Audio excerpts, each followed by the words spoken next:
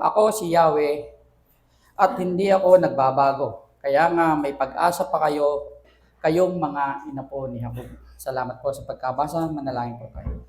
Praise God, hallelujah, hallelujah, Jesus, hallelujah. Panginoon, maraming salamat po sa umagang ito na ipinagkaloob mo sa bawat isa sa amin. Salamat po sa bawat kaluluwa na naririto, na patuloy na nagpupurit, nagpapasalamat sa iyong dakilang pangalan sa pamamagitan ng iyong anak na si Kristo Jesus na aming Panginoon at tagapagligtas.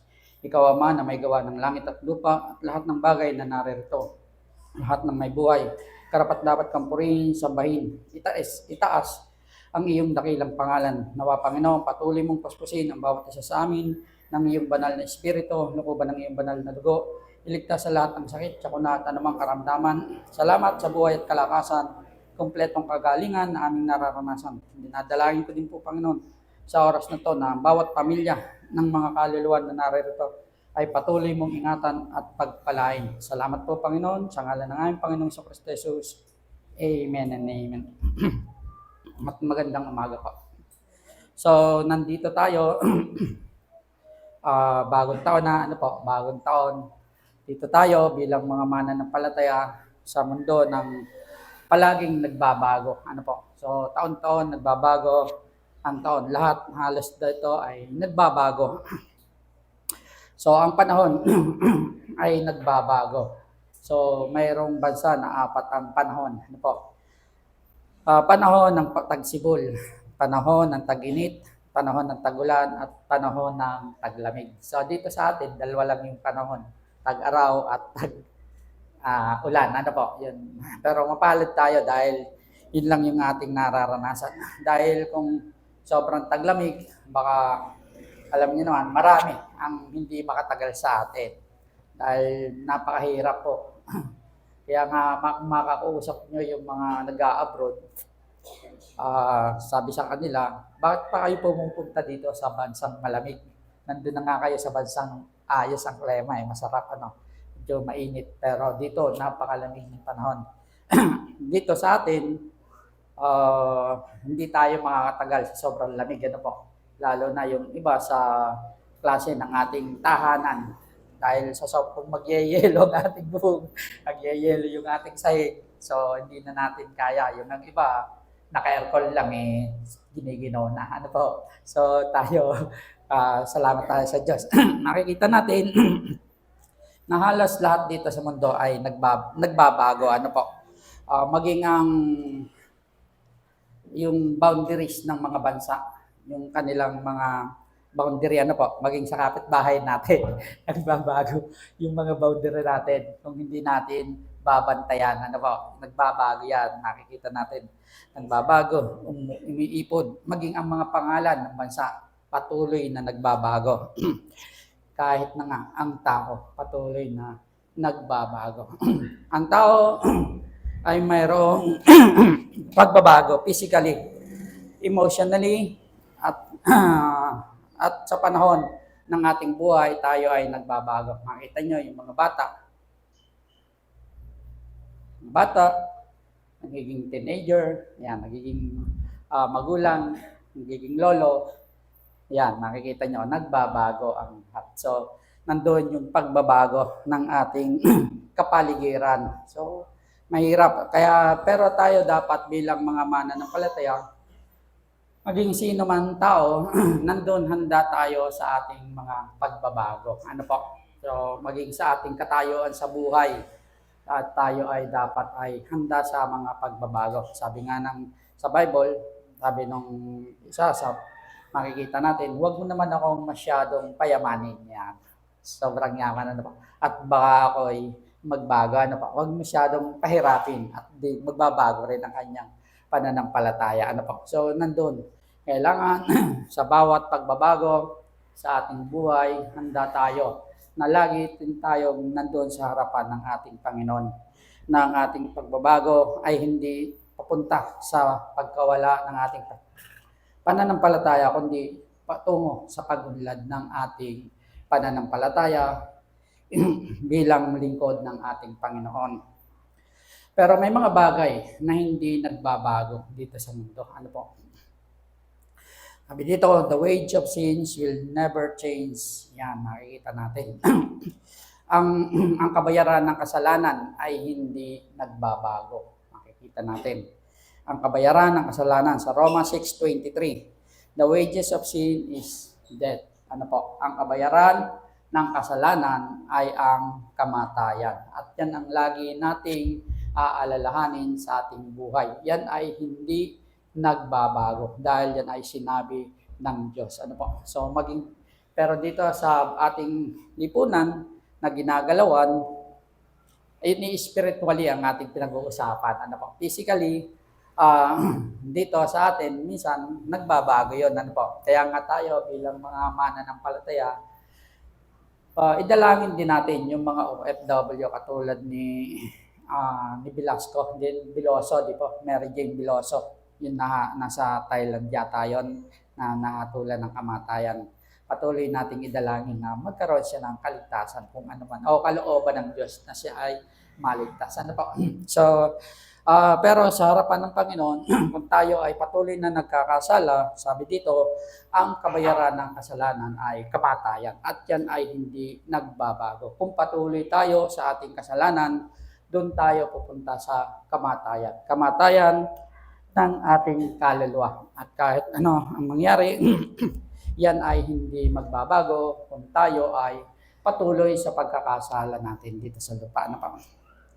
Sa kabila ng pagtaas ng halaga ng pera, sa kabila ng pagbaba ng pera, halaga ng pera o ng mga bilihin, ang kabayaran ng kasalanan ay hindi nagbabago. Nananatili ito.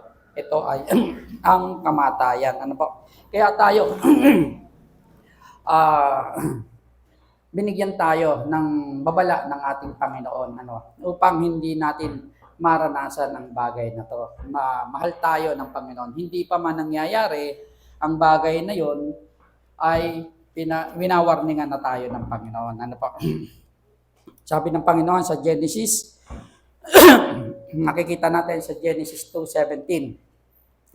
Nung hindi pa nagkakasala sina Eva at si Adan. Ano po? Sabi po ng Panginoon, maliban sa bunga ng punong kahoy na nagbibigay ng kaalaman tungkol sa mabuti at masama, huwag kayong kakain ng bungang iyon. Mamamatay ka kapag kumain ka niyon. Yan, ano po? So makikita natin, ang Panginoon ay hindi nagkukulang sa atin. Hindi nagkukulang ng paalala o babala sa bawat isa sa atin. Na kung tayo ay magkakasala, tutungo tayo sa kamatayan. Kamatayan na walang hanggan. Ano po? Kaya makita nyo sa kabila na tayo, maging sina Adan at si Eva, at hanggang sa kasalukuyan, nasa kabila ng mga babala na ating nararanasan, na naririnig at ating pinaano sa atin ng Panginoon, nandun pa rin tayo, patuloy pa rin tayo sa paggawa ng kasalanan. Ano po? Pero nandun, wag nating baliwalain ang babala ng ating Panginoon. Dahil yan ay para sa ating kabutihan. Ano po? Hindi yan sa kabutihan ng Diyos. Yan ay para sa ating kabutihan. Ano po? Ayaw ng Diyos na tayo ay mapahamak. Yan. Sabi ng Diyos, huwag kayong kakainin, huwag kayong magkasala. Huwag tayong maniniwala kay Satanas dahil si Satanas ay puro kasinungalingan. Sabi ni Satanas, di totoo yan, hindi kayo mamamatay, wika ng ahas. Ito yung sa Genesis 4, ano po. So, nakikita natin na ang kamatayan, ang kasalanan ay nagdadala ng kamatayan, spiritually kamatayan, at sa kalaunan, ito ay kamatayang physical, ano po. So mararanasan natin. So ang tao, unang nararanasan ang kamatayang spiritual. So ang kahuli-hulihan, ang physical na kamatayan. Dahil kaya yung una, ang nararanasan ay kamatayang spiritual bago ang physical, dahil binibigyan pa tayo ng Panginoon ng pagkakataon na magbago. Ano po? hindi agad na pag ikaw ay nagkasala, automatic mamamatay ka na agad ngayon. Ano po? So, depende yon sa sitwasyon din. Minsan, kung ikaw ay nagdakaw, nakabaril ka, hindi, yun, patay agad. Ano po? So, hindi ka nabibigyan. Pero ang Panginoon ay binibigyan tayo ng pagkakataon dahil ang Diyos ay mabait sa atin. Ano po? Ang kamatayan ay nagpapatuloy. Sabi po doon sa Hebreo 5:12. Ang kasalanan ay pumasok sa sanlibutan sa pamamagitan ng isang tao at ang kamatayan sa pamamagitan ng kasalanan niya. Dahil dito, lumaganap ang kamatayan sa lahat ng tao sapagkat ang lahat ay nagkasala. Yan, ano po? Sa 13, nasa sanlibutan na ang kasalanan bago pa ibinigay ang kautusan. Ngunit walang pinanagot sa kasalanan kung walang kautusan. Yan. Ibig sabihin, nandito na yung kasalanan sa sanlibutan nung paman, wala pa man ang mga tao. Dahil nauna si Satanas na itapon dito sa sanlibutan. Ano po? So, nandun na. Pero walang pinananagot sa tao para sa kasalanan. Pero nung magkaroon na ng kautusan, nandoon na ano po, ang kasalanan. So, kung wala yung kautusan, wala yung pananagutan natin sa kasalanan. Pero nagbigay ang Diyos ng kautusan kaya nandoon nagkaroon ng kasalanan. Ano po? So, ang sa tingin natin, ang Diyos ay may dahilan kung kaya pinahintulutan niya ng tao ay magkasala. Ano po? Makikita natin sa bandang huli kung ano ang purpose, may purpose ang Diyos. So, isa sa mga purpose ng Diyos kung bakit pinahintulutan niya ng tao ay magkasala. Ano po? Sabi sa 15, ngunit magkaiba ang dalawang ito sapagkat ang kagandahan ng Diyos ay higit sa nadihama kaysa pagsaway ni Adan. Totoo, nagdala ng kamatayan sa marami ang pagsaway ni Adan. Ngunit malaki ang kahigitan ng kagandahang loob ng Diyos at ng kaloob na dumating sa napakarami sa pamamagitan ng isang tao, si Kristo. Yesu Kristo, ayan, ano po. Makikita natin, itinakda sa mga tao na minsan lamang mamatay at pagkatapos ay ang paghuhukom. So, bawat nakikita natin na totoo ang nangyayari, totoo ang sinabi ng Diyos na ang kasalanan ay nagbubunga ng kamatayan dahil makikita natin sa pagdaan natin sa mga highway, makikita natin yung sementeryo, napakarami, nasa tabi ng highway. Then, nandun yung kamatayan na sinasabi ng Diyos na nagdudulot sa tao, na nagiging bunga ng ating mga pagkakasala. Bagamat yung iba, ay makikita rin natin na pinatatawad ng Diyos dahil kung hindi tayo magpapatuloy sa ating mga kasalanan. Ano po?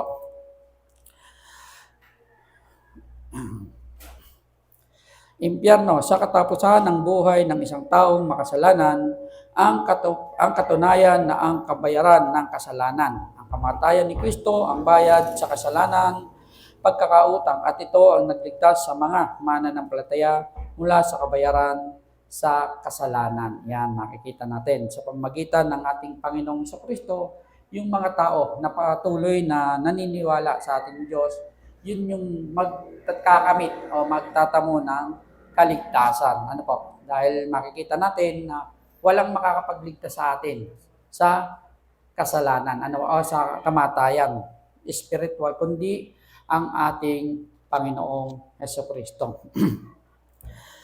At makikita natin na kung ang tuntunin ng batas ng pag-aani, sabi doon sa Galatia 6:7-8, makikita po natin doon. Kung ano yung ating itinanim, yun din yung ating aanihin. Ano po? Kung mabuti yung ating itinanim, mabuti yung ating aanihin. At kung masama yung ating itinanim, masama rin yung ating aanihin. At yan ay makikita natin at maging dito sa buhay natin dito sa mundo, yan yung batas ng ating Panginoon. Kung kayo ay nagbibigay ng marami, Oh, aani kayo. Kung kayo ay nagtatanim ng marami, aani kayo ng marami. At kung kokonti lang yung itinanim niya, siyempre, kokonti lang din yung inyong aanihin. Ang sino mang nagtatanim ng ukol sa laman ay mag-aani ng kamatayan. Ang sino mang nagtatanim ng ukol sa espiritu ay mag-aani ng buhay na walang hanggan. Yan. Sa bawat araw na nagdaan sa ating buhay, tayo ay nagtatanim. So, yun yung ating tungkulin sa ating buhay sa bawat araw. Ano po? Kung ano yung tinatanim natin. So, kung kabutihan o hindi. At kung ano yung ating itinatanim, yun ay ating aanihin. Anong pagbabago ang kailangan para magkaroon ng kaalaman sa darating na pag-aani? So, kailangan bawat isa sa atin ay mayroong pagbabago. Ano po? Pagbabago tungo sa paglago ng ating buhay espiritual. Ano po? So, kaya nga tayo bilang mga mananampalataya, nandito tayo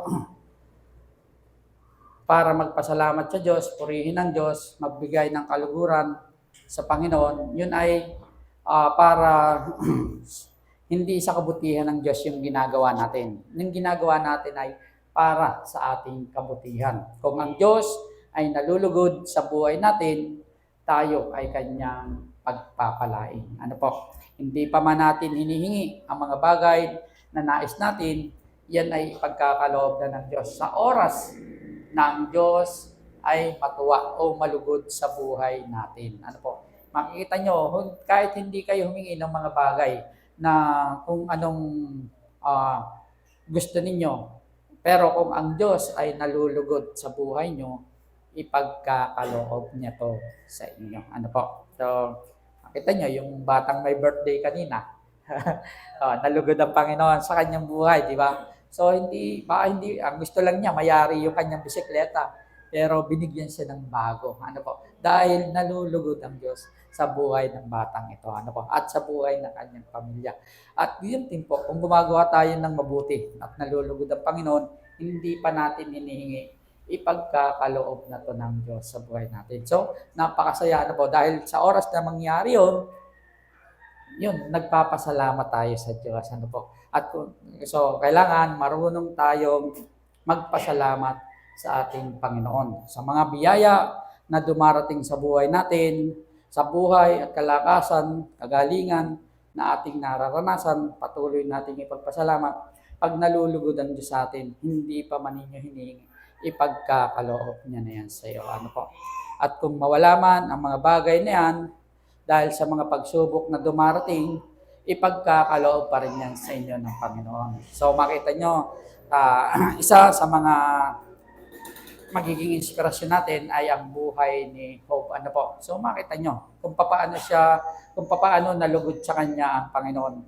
Alam nyo kung paano lugod na lugod sa kanya ang Diyos, ipinagmamalaki siya ng Diyos kay Satanas. Ano po? Kaya nung makita nyo, nung pagpalaid siya ng Panginoon, doble sa mga kayamanang nawala sa kanya ang ibinalik ng Panginoon. Ano po? Ganun kabuti ang Diyos sa mga taong nagiging tapat sa kanya. So patuloy po tayo na maging tapat sa ating Panginoon.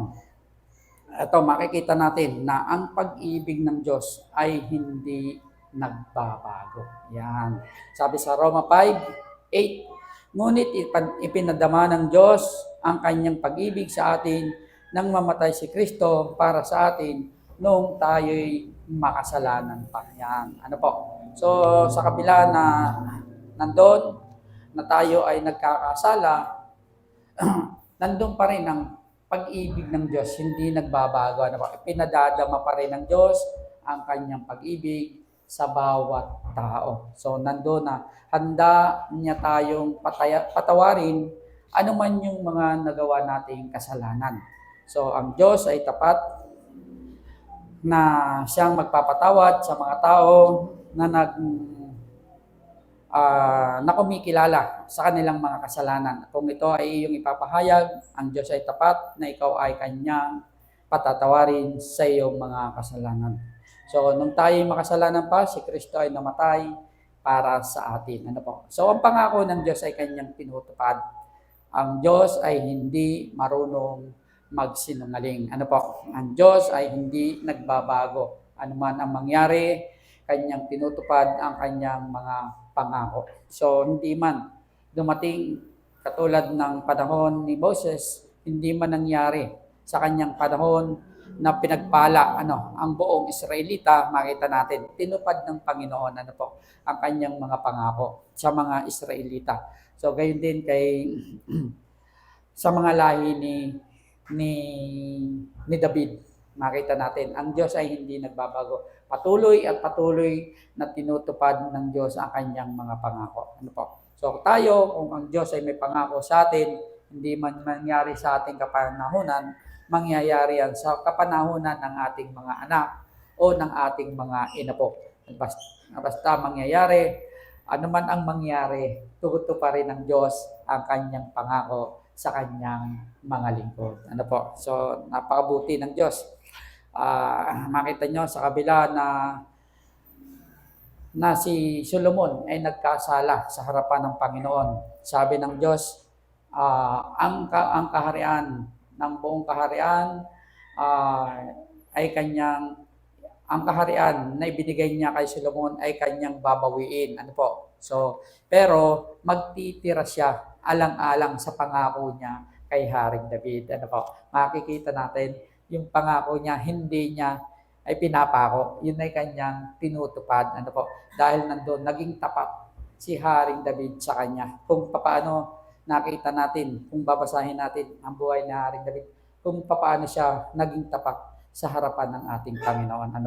Bagamat siya ay nagkakasala, bagamat siya ay may kahinaan, pero nandun, patuloy at patuloy ang pagtitiwala niya sa ating Panginoon. Mawala na ang lahat, huwag lang yung pagtitiwala natin, ang pananampalataya natin sa Diyos. Mawala na ang lahat, huwag lang yan. Dahil pag nawala yan, kawawa na po tayo.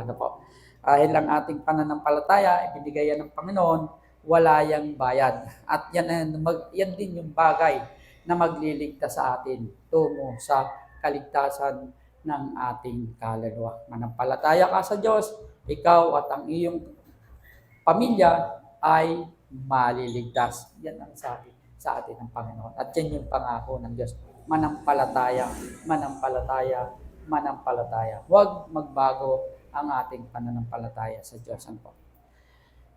Makikita natin ito ay isang kahangahangang bagay, labis na kasaya-saya ang pag-ibig ng Diyos sa atin.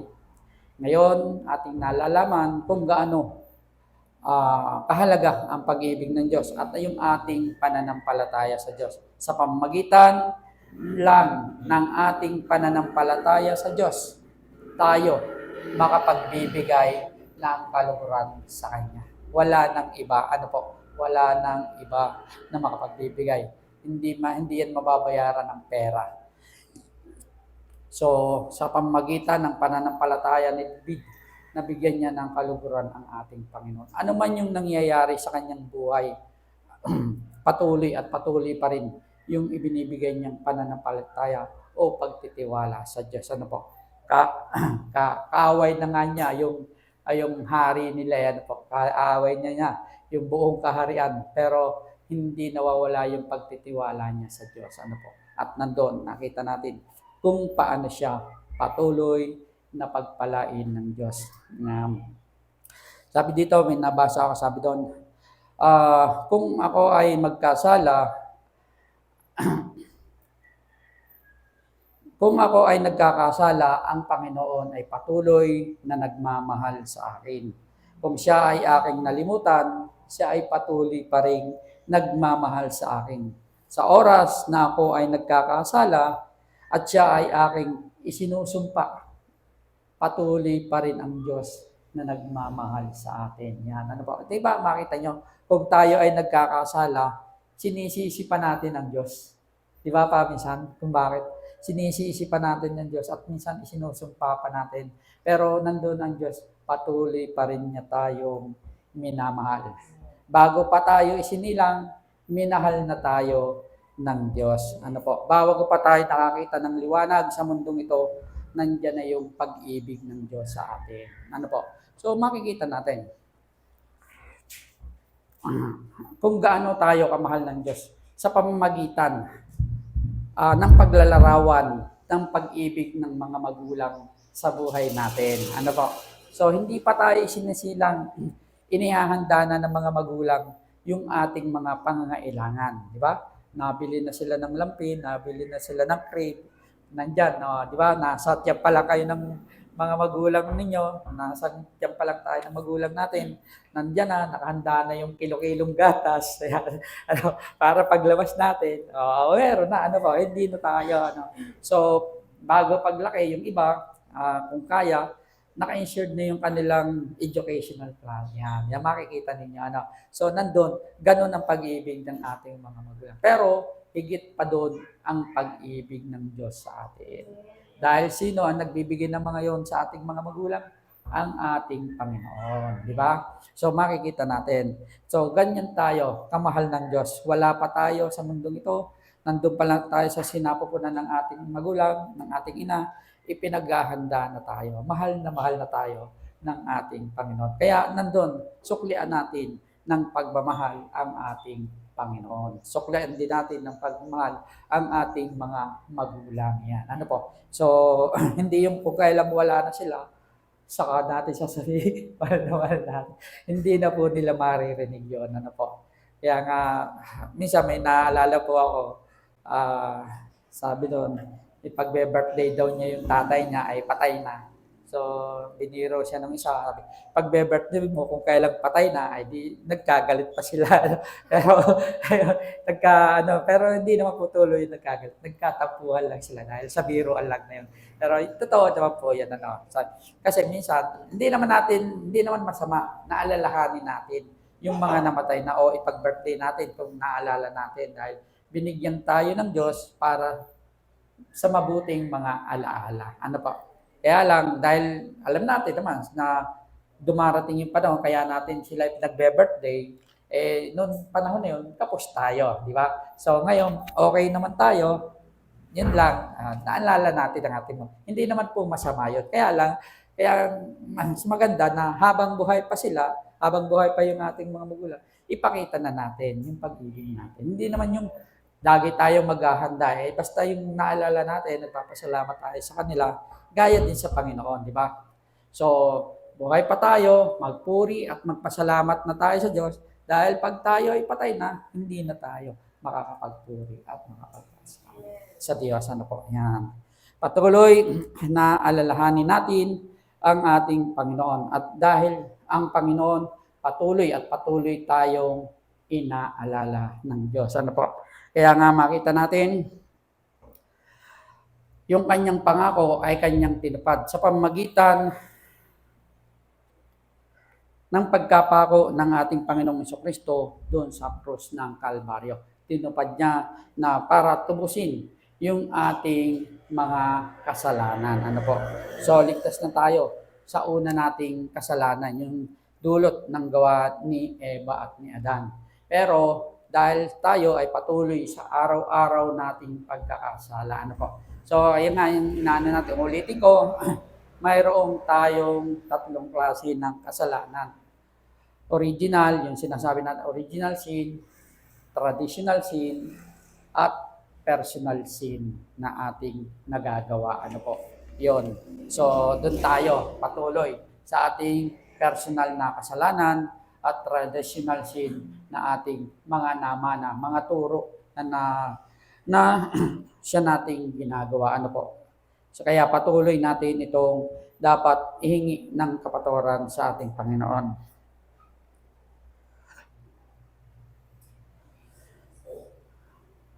Makikita natin, sabi doon, dahil ang kagandahang loob ng Diyos ay dahil sa kagandahang loob ng Diyos, naligtas ang tao. Dahil sa kagandang loob ng Diyos ay naligtas ang tao. Ang kanyang pag-ibig na di nagbago sa mga sumasampalataya sa kanya. Efeso 2:8 hanggang 9. Ano po? Makikita natin. Kaya dapat tayo bilang mga mananampalataya, lumapit tayo sa ating Panginoon na tagapagligtas na hindi nagbabago. Yan. Ang Diyos ay hindi nagbabago. Makikita natin itong tatlong bagay na hindi nagbabago, nananatili, na hindi nagbabago at nagpapatuloy.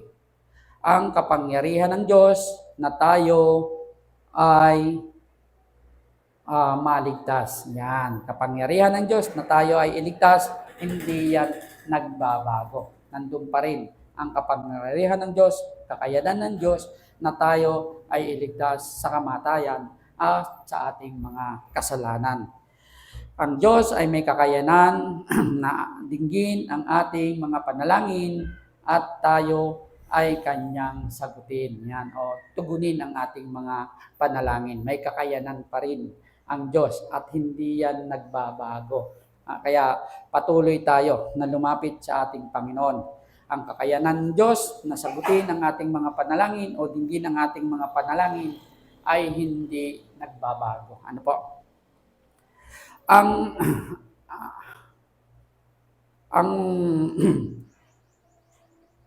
Ang kabayaran ng kasalanan ay hindi pa rin nagbabago. Yan, ano po, yung mga bagay na yan, makikita natin, hindi nagbabago. Ano man ang mangyari dito sa mundo, yan tatlong yan ay hindi nagbabago sa harapan ng ating Panginoon. Kung tayo ay nagkakasala, nandun pa rin po, ano po, magbabayad at magbabayad pa rin tayo. So makikita natin na ang kapangyarihan ng Diyos ay hindi nagbabago. Ang kanyang kapangyarihan. Sabi na tingnan natin na ang kamay ng Panginoon ay hindi maikli para tayo ay iligtas. Yan. So kaya tayo bilang mga mananampalataya, kung tayo ay gagawa o hindi pa man nakakagawa o nag-iisip pa man na gumawa ng kasalanan, manalangin muna tayo para nandoon maalala natin ang kabutihan ng Diyos at nakikita nyo hindi tayo pababayaan ng Diyos. So pero na lang kung talagang mas malakas din yung pinakikinggan yung kalaban ng ating Panginoon. So higit na dapat panampalatayan na natin ang kabutihan ng Diyos, ang kapangyarihan ng Diyos at nandoon hindi niya nais na tayo ay mapahamak. Nais ng Diyos na ibigay ang lahat ng mabubuting bagay para sa atin. Ang Diyos ay nananabik na ibuhos ang mga pagpapala sa kanyang mga lingkod. Walang ibang pinaglalaanan ng pagpapala ang Diyos kundi sa mga taong nagtatapat sa Kanya. Yan. Kaya patuloy tayong maging tapat sa ating Panginoon. Ano po? So, ang Panginoon ay maging sa ating pisikal na pamumuhay, sa ating pisikal na katawan, sa ating buhay, may kakayanan pa rin ng Diyos na tayo ay pagalingin sa ating mga karamdaman. Ano po? Patuloy tayo na manampalataya sa Diyos. At nandoon, makikita natin so sa buhay ng mga Israelita kung paano sila iniligtas ng ating Panginoon sa kalupitan ng mga ni Parao, ng mga Ehipsyo. Ano po? So makita nyo na nandoon na hinati niya ang dagat para ito ay maligtas. Ano po? Physical na kaligtasan, nandoon ipinagkaloob ng Panginoon sa kanila. Spiritual na kaligtasan, makikita nyo sa buhay ni Nicodemo. Makita natin, ano po, si Nicodemo ay nagtamo ng kaligtasan. Dahil nandoon, mababasa natin doon sa John 3:3 hanggang 5, na kung paano si Nicodemo ay nagnais na matamo din ang tunay na kaligtasan. Ano po, sa kabila na siya ay isang Paraseyo. May mga Paraseyo din po na naligtas nung kapanahunan ng ating Panginoong Jesucristo. May Saduceo din po na naligtas sa kapanahunan ng ating Panginoong Jesucristo. Makikita niyo si Joseph o si Jose, yung mayaman, yung bumili ng libingan ng ating Panginoon. Isa po siyang Saduceo. Siya ay lihim na tagasunod ng ating Panginoong Jesucristo. Si Nicodemo, naging lihim na tagasunod din po ng ating Panginoong Jesucristo. Saduceo, Paraseo, sila ay kinamumuhian ng mga Israelita dahil sila ay, yung iba ay mga korap. Pero makita nyo na sa kabila ng kanilang pagiging Saduceo, Paraseo, nanampalataya sila sa ating Panginoon sa Kristo at nandoon natamo nila ang kaligtasan. So kung mababasa nyo sa buhay ng ating Panginoon, nandoon si Jose.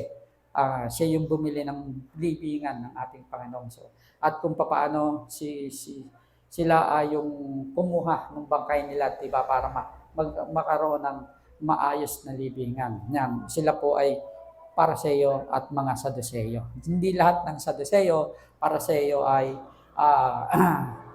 napahamak. Pero yung mga tao na nagtiwala at naniwala na si Kristo ay Diyos, sila po ay naligtas. Ano po?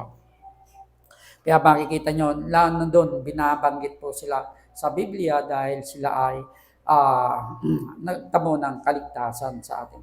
Ang kanilang ginagawa. So tayo man, sabi doon, ang ginagawa nyo sa harapan ng Panginoon ay hindi mawawalan ng kabuluhan. Yan, malaki man o maliit, ang ginagawa natin sa harapan ng ating Panginoon, ito ay hindi mawawalan ng kabuluhan. Ano po? Hindi natin kailangan ng napakalaking pananampalataya. Sobrang laki ng ating. Kasi pag sobrang laki ng ating pananampalataya, maraming pagsubok tayong daraanan. Maraming paghihirap tayong daraanan. Gaya ng mga apostol. So wag na nating hangarin na ganun kalaki ang ating pananampalataya. Sapat na ang pananampalataya na malugod ang Diyos sa buhay natin. Yan, ano po. Pero kung nais na natin, wala namang masama, di ba? Pero dapat maging handa tayo sa mga pagsubok na darating sa buhay natin. Ano po. So, sa buhay ni Pastora, mas malaki ang pananampalataya niya para sa akin, di ba? Malaking pagsubok ang kanyang pinagdaraanan. Pero, sa kabila ng lahat, malaking pagpapala ang kanilang nararanasan. Ano po, yan. Kung nais nyo ng malaking pananampalataya, maraming pagsubok din kayong pagdaranasan. At pag napagtagumpayan nyo to, malaking pagpapala ang ipagkakaloob ng Diyos sa inyo. Pero hindi masama na maghangad tayo ng malaking pananampalataya, gaya ng mga apostol. Ano po? So, napakasarap at yan ay isang kalugod-lugod sa harapan ng Diyos na naisin natin na magkaroon tayo ng malaking pananampalataya. Pero sabi nga ng Diyos, sabi sa Biblia, sapat na yung sinlaki ng buto ng mustasa ang ating pananampalataya kung meron tayo nun. Ano po? So, malaki ang may dudulot nun sa buhay natin. Ano po? Sa harapan ng ating Panginoon, yun ay nakakalugod. Ano po? Kaya sikapin natin sa buhay natin bilang mga mananampalataya na magbigay ng kaluguran sa harapan ng ating Panginoon. Na huwag mawala ang ating pananampalataya sa ating Panginoon. Makikita natin na ang Panginoon ay hindi nagbabago. Ano po? Magbago man ang lahat, ang Panginoon ay hindi magbabago sa atin. Kung tayo ay mananatili sa Kanya, siya ay patuloy na mananatili sa atin. Ano po? So, ito po yung kahuli-hulihan natin. Sabi dito sa unang Korinto 13:13. Ang tatlong ito ay nananatili. Ang pananampalataya, ang pag-asa, at ang pag-ibig. Ngunit ang pinakadakila sa mga ito ay ang pag-ibig. Yan, nakita po natin. So, manatili nawa sa buhay ng bawat isa sa atin ang pag-ibig, ang pananampalataya, at ang pag-asa. Pag-asa na nandoon yung kaligtasan natin, pananampalataya, upang patuloy na malampasan natin yung mga pagsubok na dumarating sa atin. Pag-ibig sa ating kapwa at sa Panginoon. Yan lang po at magandang umaga sa inyo.